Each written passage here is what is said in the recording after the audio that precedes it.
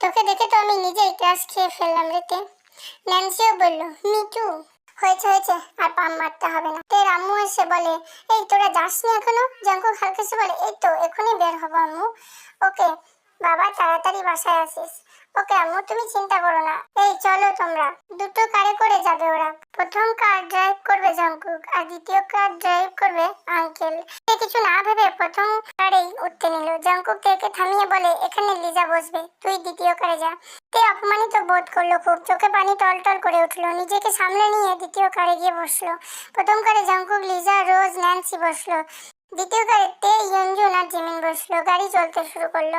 প্রায় আধ ঘন্টা পর জাঙ্কুকরা একটা পার্কে এসে পড়লো। পার্কিং লটে গাড়ি পার্কে ঢোকার জন্য টিকিট কেটে নিল। আস্তে আস্তে সবাই পার্কের ভিতরে ঢুকে পড়লো। সবাই যে যার মতো এনজয় করছে।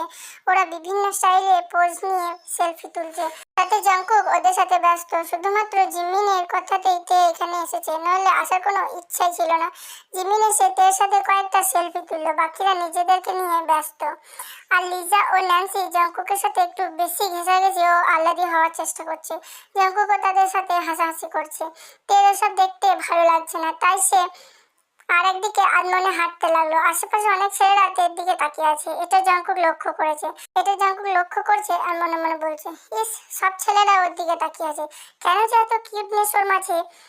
আচ্ছা, ওর দিকে কে তাকালো না তাকালো তাতে আমার কি? আর চোখ আমার এত জ্বলছে কেন? না, আর যাই হোক না কেন, কোনো ছেলের সাথে ওকে কথা বলতে দিব না আমি। জাঙ্কুক তের কাছে গেল। তে হঠাৎ কেউ তের নাম ধরে ডাকতে তে ফিরে তাকিয়ে দেখে জাঙ্কুক কিছু বলবে। তুই এখানে কি করছিস একা? আসলে আমার ওই দিকটাতে ভালো লাগছিল না, তাই এদিকে এসেছি হাঁটতে। ও ওকে, বাট একটা কথা, অচেনা কারোর সাথে, মানে আই মিন কোনো ছেলের সাথে যেন কথা বলতে না দেখি। মাইন্ডেড? তুমি হয়তো জানো না যে আমি কোনো ছেলের সাথে কথা বলি না, কিন্তু হঠাৎ এই কথা কেন? আমি এসব দেখতে পারি না, তাই আগেভাগেই সতর্ক করছি। ও ওকে। তারপর সবাই মিলে অনেক এনজয় করলো। অনেকগুলো রাইডে চড়েছে তারা, শুধু তে বাদে। তেমনিতেই অনেক শান্তশিষ্ট মেয়ে। জাঙ্কুক গাড়ি দুটোকে ড্রাইভারকে বাসায় চলে যেতে বলল, কারণ জাঙ্কুকের ইচ্ছা যাবার সময় তারা রিক্সাতে করে যাবে। তারপর সন্ধ্যার দিকে একটা রেস্টুরেন্ট উঠে তারা খাওয়া দাওয়া সেরে নিল।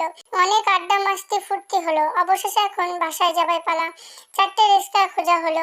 তে রিক্সায় উঠতে নিলে লিজা বলল ও জাঙ্কুকের সাথে এক রিক্সায় যাবে। তারপর রোজ আর ন্যান্সি একসাথে, আর ইয়ঞ্জুন জিমিনকে রাজি করলো ওর সাথে যেতে। এদিকে তে একা। সব তো হলো, বাট তে একা রিক্সায় কিভাবে যাবে? প্রবলেম হবে না, আমি একা যেতে পারবো।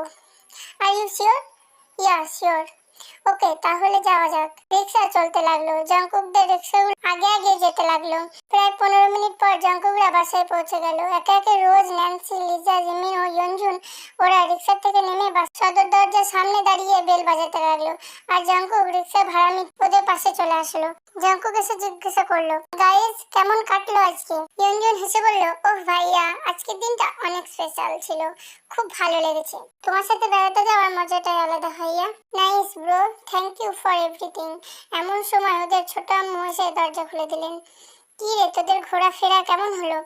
লিজা হেসে বলে, অনেক ভালো আম্মু। সবাই ভিতরে ঢুকলো। জাঙ্কুক ক্লান্ত হয়ে সোফায় হেলান দিয়ে বসে পড়লো। হঠাৎ জিমিনের কথায় জাঙ্কুকের টনক লড়লো। ভাইয়া, আমরা তো অনেকক্ষণ হলো বাসায় আসলাম, কিন্তু তে তো এখন এলো না। ঠিকই তো, তে তো আমাদের পিছনের রিক্সাতেই ছিল। এতক্ষণ তো এসে যাওয়ার কথা। আমারই ভুল হয়েছে, কেন ওকে একা একা রিক্সায় আসতে বললাম। লিজা বিরক্তি নিয়ে বলল, যত সব আদিক্ষেতা, চিন্তার কি আছে, এসে যাবে। এদিকে জাঙ্কুকের মনে তো অশান্তির ঝড় শুরু হয়ে গেছে। না জানি কি করছে একা একা। আরো কিছুক্ষণ অপেক্ষা করে বেরিয়ে গেল জাঙ্কুক তেকে খুঁজতে। আর এদিকে তে যে রিক্সায় উঠেছিল সেই রিক্সা এক বৃদ্ধ লোক চালাচ্ছিলেন, তাই খুব আস্তে আস্তে রিক্সাটা যাচ্ছিল। অর্ধেক রাস্তায় কোনো রকম আসলেও পরে রিক্সার লোহার চেনটা খসে পড়ে। তখন বৃদ্ধ লোক বলেন, রিক্সাটা নষ্ট হয়ে গেছে, আর যাবে না। তাই বাধ্য হয়ে তেকে নেমে যেতে হলো। রিক্সা ভাড়া মিটিয়ে তে চারিদিক তাকিয়ে দেখলো কোনো রিক্সা পাওয়া যাবে কিনা, কিন্তু এখন এই অসময়ে রাস্তা ফাঁকা থাকে, তাই সে কোনো রিক্সা না পেয়ে আস্তে আস্তে হাঁটা ধরলো। জীবনে কোনোদিনও দিনের বেলায় সে একা চলাফেরা করে না। হয় আব্বু আম্মু, না হয় ভাইয়া অথবা ফ্রেন্ড সার্কেলের সাথেই চলাফেরা করে, তবুও একা নয়। কিন্তু আজকে সে এত রাতে এই নিরিবিলি রাস্তায় হেঁটে যাচ্ছে, তাও আবার একা। এটা ভাবতেই তের অন্তরাত্মা শুকিয়ে যাচ্ছে। রাস্তা চেনা থাকলেও অজানা আতঙ্কে বারবার শিউরে উঠছে তে। ভয়ে পা অসাড় হয়ে আসছে, তবু আস্তে আস্তে হাঁটছে আর আকাশ পাতাল ভাবছে। আসলে আমি জানি জাঙ্কুক ভাই আমাকে ইচ্ছে করে একা রিক্সায় তুলে দিয়েছেন, যাতে আমি একা আসতে ভয় পাই আর কষ্ট পাই। হ্যাঁ, তুমি সফল হয়েছো। আমি ভয়ও পেয়েছি, কষ্টও পেয়েছি। কথাগুলো মনে মনে ভাবছে আর হাঁটছে।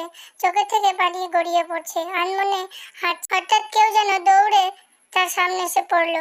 তে থমকে দাঁড়ালো। এখানে ওখানে খুঁজতে খুঁজতে কখন যে গলির শেষ মাথায় চলে গেছে বুঝতেই পারেনি। হঠাৎ কেউ তের সামনে আসায় তে দাঁড়িয়ে পড়লো। জঙ্কুক ও তে একদম একে অপরের সামনাসামনি দাঁড়িয়ে আছে। দুজনে খুব অবাক হয়েছে। হঠাৎ করে জঙ্কুক তেকে একটানে নিজের বুকে জড়িয়ে শক্ত করে ধরলো। আর তে তো একদম ফ্রিজ হয়ে গেছে এমন কাণ্ডে। তেকে দেখে জঙ্কুকে যেন দেহে প্রাণ ফিরে এলো। জঙ্কুক তেকে জড়িয়ে ধরে বলল, সরি, এভাবে তোকে একা আসতে দেওয়া আমার উচিত হয়নি। কিন্তু তে কোনো কথা বলে না। জঙ্কুকে তেকে ছেড়ে বলে, রাগ করিস না প্লিজ, সরি বললাম তো।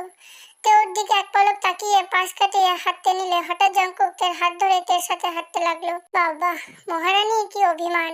রাতের আলো আঁধারি খেলায় তেকে অনেক সুন্দর লাগছে। চোখ ফেরাতে পারছে না। জঙ্কুক লক্ষ্য করতে চোখ বেয়ে অঝরে পানি পড়ছে, অন্য শব্দে কান্না করছে। এই, কান্না করছিস কেন? কেউ কিছু বলেছে তোকে? এখনো চুপ করে আছে। জঙ্কুক নরম সুরে বলে, বল না প্লিজ।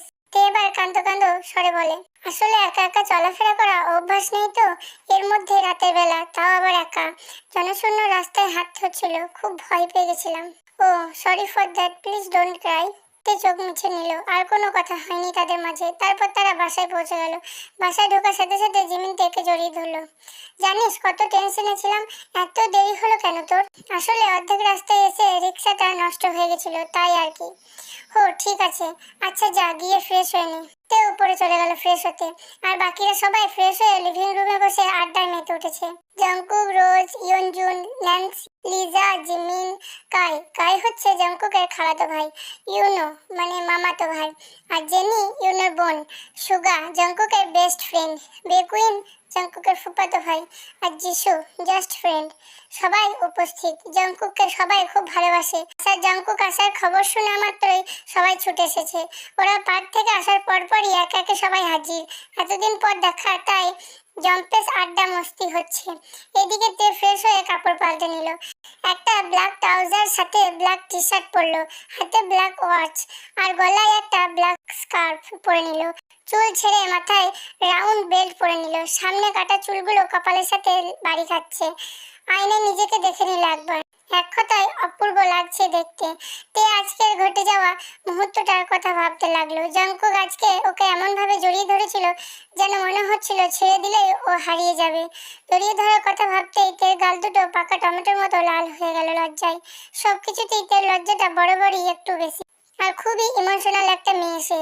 কেউ যদি তাকে হার্ট করে কোনো কথা বলে, তাহলে সে তাকে পাল্টা কোনো কিছুই বলে না, উল্টে কেঁদে কেঁদে বুক ভাসাবে। আর একটু ভীতুও, নিরীহ টাইপের মেয়ে সে। তার চঞ্চলতা শুধুমাত্র জিমিন আর ওর ফ্রেন্ড সার্কেলদের সামনে প্রকাশ করে, আর কারো সামনে নয়। আর হ্যাঁ, জঙ্কুক জানে ওর স্বভাব সম্পর্কে। যাই হোক, তে নিচে গেল। জঙ্কুক নুপুরের হালকা মিষ্টি রিনিঝিনি শব্দ শুনে ওপরে তাকাতেই দেখে তে এসে দাঁড়িয়েছে জিমিনের পাশে। ওয়াও, ওকে তো সেই লাগছে দেখতে। জঙ্কুক টাস্কি খেলো তেকে দেখে। জিমিন একটু সরে এসে তেকে জায়গা করে দিয়ে বলল, এখানে এসে বসো তে। তে একসাথে সবাইকে দেখে কেমন যেন লজ্জা লজ্জা লাগছে, তবুও লজ্জা ভাব কাটিয়ে সবার সাথে কোনো মতে মিশলো, কথা বলল। নিজেকে নিজে মনে মনে গালি দিচ্ছে এরকম লজ্জা পাওয়ায়। ছি, এ কেমন স্বভাব আমার! এত লজ্জা কই থেকে আসে আমায়? ডিসকাস্টিং। কাম ডাউন তে, এত লজ্জা আর ভয় পেলে ভবিষ্যতে কি করে চলবি? দেখ সবাই কত সুন্দরভাবে আড্ডা দিচ্ছে। চোখ বন্ধ করে বিড়বিড় করছে তে। জঙ্কুক কথা বলতে বলতে তের দিকে চোখ গেল। তে চোখ বন্ধ করে কি যেন বিড়বিড় করছে। তের এসব দেখে জঙ্কুক হেসে ফেলল। জঙ্কুক বুঝতে পেরেছে তে কেন এসব করছে। হঠাৎ সুগা পাশ থেকে ধাক্কা মারল জঙ্কুককে। কানে কানে বলল, এত মুচকি হাসি কাকে দেখে হাসছিস ব্রো? कुछ कुछ होता है। জঙ্কুক হেসে হেসে বলল, আরে ऐसा ही है। সুগা চোখ টিপ মেরে বলল, বাহ বাহ, তা কার জন্য আপনার মনে রং লেগেছে? সময় হলে ঠিকই জানতে পারবি, আগে আগে এত নাচিস না। ইউনো পাশ থেকে বলল, এই তোরা কি এত ফুসুর ফুসুর করছিস? আমাদেরকেও বল, আমরাও শুনি। সুগা তাড়াতাড়ি করে বলল, হ্যাঁ হ্যাঁ, না না কিছু, এই তো মানে, দূর কিছু না, বাদ দে তো। জঙ্কুকের হঠাৎ কায়ের দিকে চোখ গেল, দেখলো কাই তের দিকে এক দৃষ্টিতে তাকিয়ে আছে। শুধু কাই না, বেকুইন ইউনো কেমন যেন তাকিয়ে আছে। ওদের এই চাহনি অন্য কিছু বলে দিচ্ছে। ইচ্ছা তো করছে ঠাটিয়ে চড় মেরে গাল ফাটিয়ে দিতে, তবুও নিজেকে কন্ট্রোল করলো জঙ্কুক। জঙ্কুক মনে মনে বলল, এখন কাউকে কিছু বলা যাবে না, চুপচাপ থাকাটাই বেটার। আচমকা যিশু জঙ্কুককে প্রশ্ন করলো, আচ্ছা জঙ্কুক, তুমি কি সিঙ্গেল? জঙ্কুক ভুরু কুঁচকে বলল, হঠাৎ এমন প্রশ্ন কেন? আসলে তুমি এত কিউট একটা ছেলে, যে কোনো মেয়ে ক্রাশ খাবে তোমাকে দেখে, তাই কৌতূহল হলো আর কি। সিঙ্গেল হলে তো আমিই চান্স মারবো। লন্ডনে অনেক মেয়ে জিএফ হতে চেয়েছিল, বাট আমি রাজি হইনি। প্রেম টেম থেকে বিশ্বাস উঠে গেছে, তাই আমি আজও সিঙ্গেল। সোগা হেসে বলল, কেন ব্রো, ছাকা খাইছিস নাকি? ছাকা খাইনি, বাট একজনকে খুব ভালো লাগে। ইউনো বলল, তা কে সে ভাগ্যবতী যাকে তোর মনে ধরলো?